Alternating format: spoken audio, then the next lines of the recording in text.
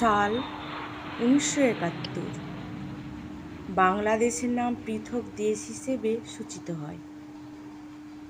কিছু তথ্য আমি তুলে ধরছি যা আমার মানসচোখে ফুটে উঠেছে এবং এর সত্যতা আছে।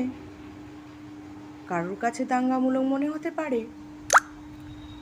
বাংলাদেশের হিন্দুরা সম্পূর্ণভাবে নিরাপদ সেটার নিশ্চয়তা নেই, কেননা 1971 সালে অনেক হিন্দুকেই ভারতে পাঠানো হয়েছিল।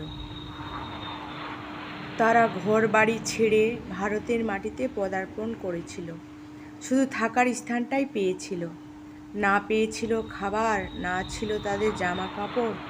তাই ওরা ভারতীয় মুসলিম বাড়িতে হানা দিত, তাদের যা কিছু হাতের কাছে পেত সব কিছুই লুটে নিত, এমনকি মুসলিমদের উচ্ছেদ করার চেষ্টা করত।